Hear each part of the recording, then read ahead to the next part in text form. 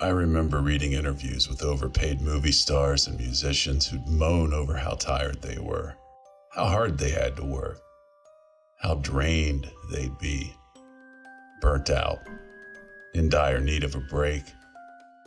Their directors were tough taskmasters. Performance is a pain. What a tough life, I'd grin and think. You should try working in a dive bar or frying up endless breakfasts in some crummy all-night cafe. Then I'd put down the well-thumbed newspaper and get back to my 10-hour shift before I was fired. Again. Now, I know exactly what they meant. There are no newspapers anymore. Not enough people left to buy them, or time to read. There's no bars or cafes. There is entertainment. Endless, inexhaustible. I provide it. I perform. Permanently. Their takeover was sudden, systematic, effortless. Nobody really knows what happened. There were stories in the news about tiny robots we had built to fix ourselves, and something about a message beamed from deep in space that had been intercepted. Then there were no more stories. They took all of our information. They don't like to share. Who took control? I saw no androids stomping through cities shooting laser rifles. There were a few rumors of collusion, of those in power striking bargains. Everything took place so fast. We lost electricity. And then we lost our transport. There was no real news, just gossip and fear. People were scared to stay at home, but the ones who left were never seen again. The most complete, coherent whispers were of an advanced alien artificial intelligence infecting our internet. But as far as I can tell, such talk is just idle speculation. We have no idea who they are, what they are. No one has laid eyes on them. There could be many or there could be one. They let a few of us live, all performers. I must have passed their audition. I used to act a little. It was a pipe dream. Bit parts, local plays. To them, the only thing we have of value is art. They can only create coldness, calculation, no cruelty or compassion. They are curious of our songs, our books, our films.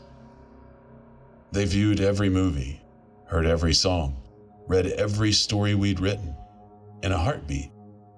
They are already bored. They want more.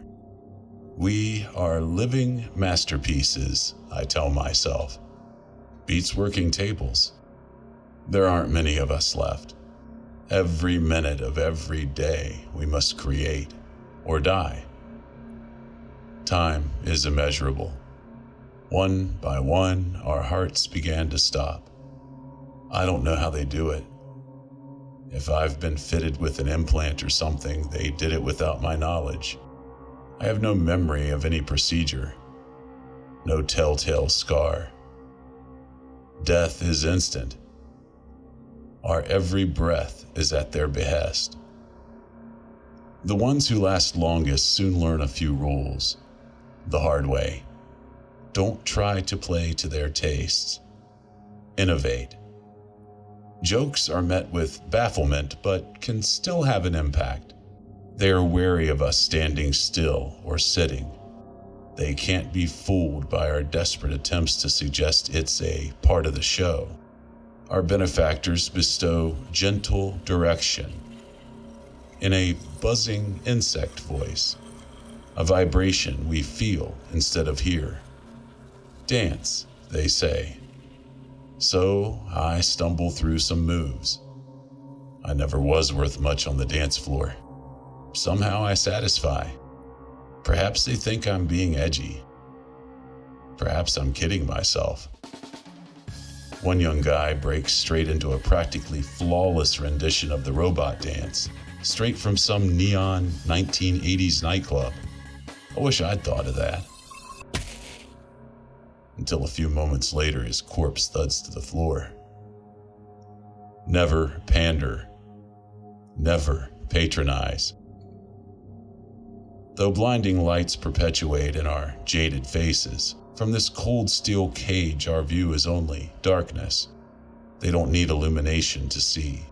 They are out there somewhere, I imagine. Perhaps they use cameras.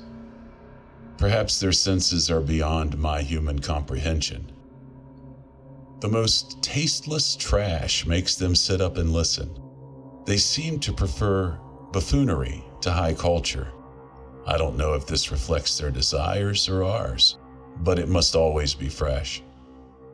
Any repeat of the same material is unthinkable, unacceptable. Very occasionally, our routines are met with a scratchy, almost inaudible hum of approval from the gloom. A synthetic symphony. Once I bowed in gratitude, a risk that drew a gasp from my compatriots. I must have succeeded, because I still exist.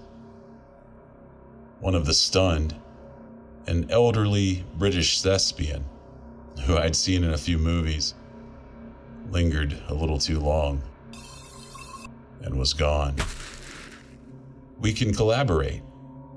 One Direction Subvert inspired myself and 3 others to hastily recreate the caustic comedy and twisted malice of the old Addams Family TV show, which quickly descended into the recreation of a medieval torture dungeon. The audience sees nothing immoral about this, just as they don't get subtlety or irony. They must have approved, because they produced props for us to use. Props are a rare treat. I did things I never knew I was capable of. I guess we all have to, these days. This drew hatred from my associates. I saw murder in their red eyes, heard their hisses over the encouraging din from the theater seats. Sometimes their direction is enigmatic. Sometimes it's straightforward. Luckily, I can improvise, think on my feet. What's left of them. Sometimes we get a real gem, such as, what can't grow can never be beaten. That sort of thing always causes someone to fumble. And so our troop grows fewer in number. Sometimes we get fed a mystery meat. Never very much. They like to keep us lean, hungry. All I know is that it's pink and fake and grows in a petri dish. One tall girl who I might have seen modeling in magazines seemed to enjoy things to an extent. She was into extreme body modification. They supplied her with knives and she complied. She was insane to begin with, which made me immensely jealous. By the end, she had no eyelids, no lips, no fingers to grip. So she banged her head really hard on the floor until you couldn't see who she'd been anymore. The hiss of rapture came, louder than I'd heard before. And she screamed and said, "I want to watch, I want to see what you see." And she flung herself with demented glee into the audience. That idea must have crossed all of our minds once or twice, out of sheer curiosity or a faint hope of respite. Silence. The familiar scent of sizzling flesh. Their next direction comes. Is there any water in the desert? This causes me to pause. My mind is blank. Or perhaps it's just gone.